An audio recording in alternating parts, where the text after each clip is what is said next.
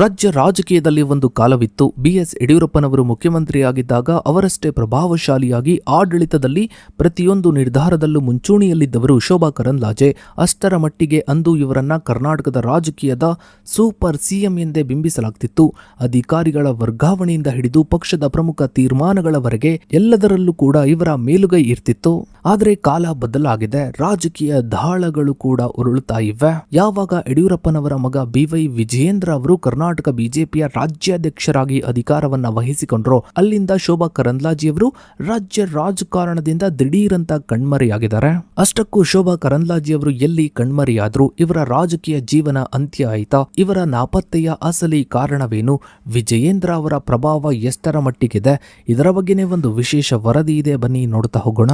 ಸ್ನೇಹಿತರೆ, ಕರ್ನಾಟಕದ ಬಿಜೆಪಿ ಪಕ್ಷದ ಆಂತರಿಕ ವಿದ್ಯಮಾನಗಳಲ್ಲಿ ಅತ್ಯಂತ ತೀವ್ರವಾದ ಚರ್ಚೆಗೆ ಗ್ರಾಸವಾಗಿರುವ ವಿಷಯವೇನು ಅಂದ್ರೆ ಪಕ್ಷದ ಹಿರಿಯ ನಾಯಕಿ ಹಾಗೂ ಕೇಂದ್ರ ಸಚಿವೆ ಶೋಭಾ ಕರಂದ್ಲಾಜೆಯವರ ಪ್ರಭಾವದ ಇಳಿಕೆ ಮತ್ತು ರಾಜಕೀಯದಲ್ಲಿ ಇವರ ಇತ್ತೀಚಿನ ನಡೆಗಳು. ಮಾಜಿ ಮುಖ್ಯಮಂತ್ರಿ BS ಯಡಿಯೂರಪ್ಪನವರ ಆಡಳಿತದಲ್ಲಿ ಅತ್ಯಂತ ಪ್ರಭಾವಿ ಶಕ್ತಿ ಕೇಂದ್ರವಾಗಿ ಆಡಳಿತದ ಪ್ರತಿಯೊಂದು ಪ್ರಮುಖ ನಿರ್ಧಾರಗಳಲ್ಲೂ ಭಾಗಿಯಾಗುತ್ತಾ ಸೂಪರ್ ಸಿಎಂ ಎಂಬಂತೆ ಬಿಂಬಿತವಾಗಿದ್ದ ಶೋಭಾ ಕರಂದ್ಲಾಜೆಯವರು BY ವಿಜಯೇಂದ್ರ ಅವರು ರಾಜ್ಯ ಬಿಜೆಪಿಯ ಅಧ್ಯಕ್ಷರಾಗಿ ಅಧಿಕಾರ ವಹಿಸಿಕೊಂಡ ನಂತರ ರಾಜ್ಯ ರಾಜಕೀಯದ ಮುಂಚೂಣಿಯಿಂದ ನಾಪತ್ತೆಯಾಗಿದ್ದಾರೆ, ಕಣ್ಮರೆಯಾಗಿದ್ದಾರೆ ಎಂಬ ಚರ್ಚೆಗಳು ರಾಜಕೀಯ ವಲಯದಲ್ಲಿ ತೀವ್ರವಾಗಿ ನಡೀತಾ ಇದೆ.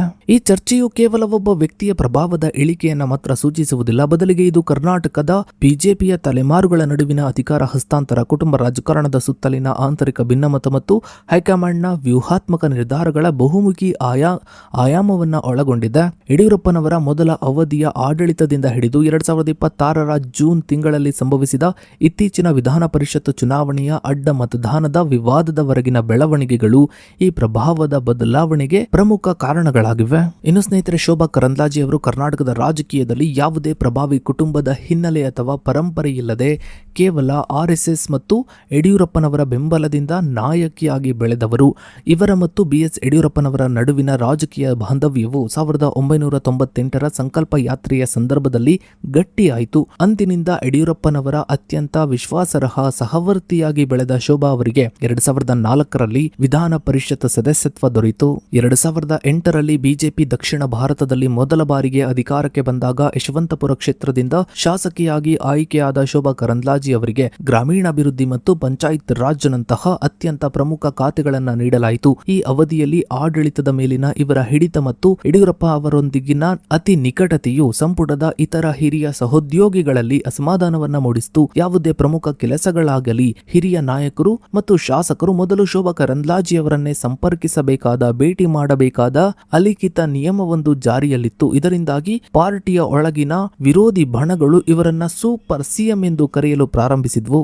ಈ ಅತಿಯಾದ ಪ್ರಭಾವವು ಪಕ್ಷದೊಳಗಿನ ಭಿನ್ನಮತದ ಸ್ಫೋಟಕ್ಕೆ ಕಾರಣವಾಯಿತು.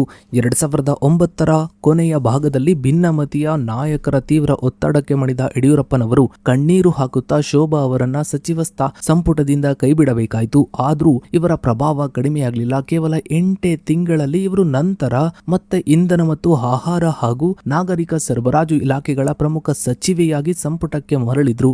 2011ರಲ್ಲಿ ಯಡಿಯೂರಪ್ಪನವರು ಲೋಕಾಯುಕ್ತದ ಗಣಿ ಹಗರಣದ ವರದಿಯ ಹಿನ್ನೆಲೆಯಲ್ಲಿ ರಾಜೀನಾಮೆ ನೀಡಿದಾಗ ಇವರ ಉತ್ತರಾಧಿಕಾರಿಯಾಗುವ ರೇಸ್ನಲ್ಲಿ ಶೋಭಾ ಅವರ ಹೆಸರು ಕೂಡ ಬಹಳ ಪ್ರಮುಖವಾಗಿ ಕೇಳಿ ಬಂದಿತು. ಹೆಚ್ಚು ಕಮ್ಮಿ ಮೊದಲನೇ ಸ್ಥಾನದಲ್ಲಿತ್ತು. ನಂತರ ಯಡಿಯೂರಪ್ಪನವರು ಬಿಜೆಪಿ ತೊರೆದು ಕರ್ನಾಟಕ ಜನತಾ ಪಕ್ಷವನ್ನ KJPಯನ್ನ ಸ್ಥಾಪಿಸಿದಾಗಲೂ ಶೋಭಾ ಅವರು ತಮ್ಮ ಸಚಿವ ಸ್ಥಾನಕ್ಕೆ ರಾಜೀನಾಮೆಯನ್ನ ನೀಡಿ ಅವರೊಂದಿಗೆ ಹೆಜ್ಜೆಯನ್ನ ಹಾಕಿದ್ರು. ಇನ್ನು ಸ್ನೇಹಿತರೆ, ಶೋಭಾ ಕರಂದ್ಲಾಜೆಯವರು ಯಡಿಯೂರಪ್ಪನವರ ಆಪ್ತ ವಲಯದಿಂದ ದೂರ ಸರಿಯಲು ಪ್ರಮುಖ ಕಾರಣವಾಗಿದ್ದು BS ಯಡಿಯೂರಪ್ಪನವರ ಎರಡನೇ ಮಗ, ದ್ವಿತೀಯ ಪುತ್ರ BY ವಿಜಯೇಂದ್ರ ಅವರ ರಾಜಕೀಯ ಪ್ರವೇಶ ಮತ್ತು ಇವರ ಕ್ಷಿಪ್ರ ವೇಗದ ಬೆಳವಣಿಗೆಯಾಗಿದೆ. ಯಡಿಯೂರಪ್ಪನವರು 4ನೇ ಅವಧಿಗೆ ಮುಖ್ಯಮಂತ್ರಿಯಾಗಿದ್ದ ಸಂದರ್ಭದಲ್ಲಿ ಇವರ ವಯೋಸಹಜ ಮಿತಿಗಳನ್ನ ಬಳಸಿಕೊಂಡು ವಿಜಯೇಂದ್ರ ಅವರು ಆಡಳಿತದ ಸಂಪೂರ್ಣ ಸೂತ್ರವನ್ನ ತಮ್ಮ ಕೈಗೆ ತೆಗೆದುಕೊಂಡ್ರು.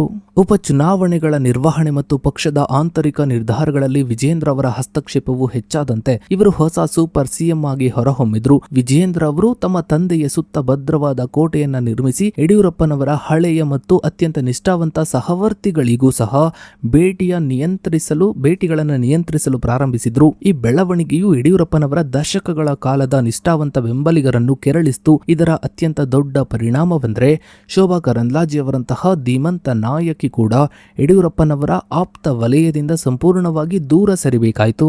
2021ರಲ್ಲಿ ಯಡಿಯೂರಪ್ಪನವರು ಮುಖ್ಯಮಂತ್ರಿ ಸ್ಥಾನಕ್ಕೆ ರಾಜೀನಾಮೆ ನೀಡುವ ಸಂದರ್ಭದಲ್ಲಿ ಹೈಕಮಾಂಡ್ ಜೊತೆ ನಡೆಸಿದ ಸಂಧಾನಗಳ ಭಾಗವಾಗಿ ತಮ್ಮ ಮಕ್ಕಳ ಭವಿಷ್ಯದ ಜೊತೆಗೆ ಶೋಭಾ ಕರಂದ್ಲಾಜೆ ಅವರಿಗೆ ಕೇಂದ್ರ ಸಂಪುಟದಲ್ಲಿ ಸ್ಥಾನ ನೀಡಬೇಕೆಂಬ ಬೇಡಿಕೆಯನ್ನ ಇಟ್ಟಿದ್ರು. ಯಡಿಯೂರಪ್ಪನವರ ನಿಷ್ಠೆಯನ್ನ ಕಾಯ್ದುಕೊಳ್ಳಲು ಮತ್ತು ರಾಜ್ಯ ರಾಜಕೀಯದಲ್ಲಿ ಹೊಸ ಪ್ರಭಾವದ ಕೇಂದ್ರಗಳು ಸೃಷ್ಟಿಯಾಗದಂತೆ ತಡೆಯಲು ಹೈಕಮಾಂಡ್ ಶೋಭಾ ಅವರನ್ನ ಜುಲೈ 2021ರಲ್ಲಿ ಕೇಂದ್ರ ಕೃಷಿ ಇಲಾಖೆಯ ರಾಜ್ಯ ಸಚಿವೆಯನ್ನಾಗಿ ನೇಮಕ ಮಾಡಿತು. ಇದು ಶೋಭಾ ಅವರನ್ನ ವ್ಯವಸ್ಥಿತವಾಗಿ ರಾಜ್ಯ ರಾಜಕೀಯದಿಂದ ದೆಹಲಿ ರಾಜಕೀಯಕ್ಕೆ ಸ್ಥಳಾಂತರಿಸುವ ಮೊದಲ ಹೆಜ್ಜೆಯಾಗಿತ್ತು.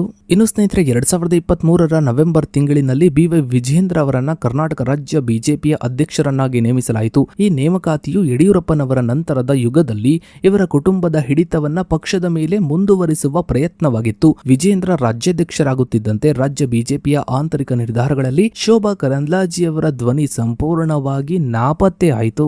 ಇನ್ನು 2024ರ ಲೋಕಸಭಾ ಚುನಾವಣೆಯ ಸಂದರ್ಭದಲ್ಲಿ ಶೋಭಾ ಕರಂದ್ಲಾಜೆಯವರು ಪ್ರತಿನಿಧಿಸ್ತಾ ಇದ್ದ ಉಡುಪಿ ಚಿಕ್ಕಮಗಳೂರು ಕ್ಷೇತ್ರದಿಂದ ಇವರಿಗೆ ತೀವ್ರ ಆಂತರಿಕ ವಿರೋಧ ವ್ಯಕ್ತವಾಯಿತು. ಗೋ ಬ್ಯಾಕ್ ಶೋಭಾ ಅಭಿಯಾನ ಶುರುವಾಯಿತು. ಇದರ ಹಿನ್ನೆಲೆಯಲ್ಲಿ ಇವರನ್ನ ಬೆಂಗಳೂರು ಉತ್ತರ ಕ್ಷೇತ್ರಕ್ಕೆ ವರ್ಗಾಯಿಸಲಾಯಿತು. ಅಲ್ಲಿ ಇವರು ಗೆಲುವನ್ನ ಸಾಧಿಸಿ ಪ್ರಸ್ತುತ 3ನೇ ಮೋದಿ ಸರ್ಕಾರದಲ್ಲಿ ಕೇಂದ್ರ ಸಣ್ಣ, ಅತಿ ಸಣ್ಣ ಮತ್ತು ಮಧ್ಯಮ ಕೈಗಾರಿಕೆಗಳು ಹಾಗೂ ಕಾರ್ಮಿಕ ಮತ್ತು ಉದ್ಯೋಗ ಇಲಾಖೆಯ ರಾಜ್ಯ ಸಚಿವೆಯಾಗಿ ಜವಾಬ್ದಾರಿಯನ್ನ ನಿರ್ವಹಿಸ್ತಾ ಇದ್ದಾರೆ.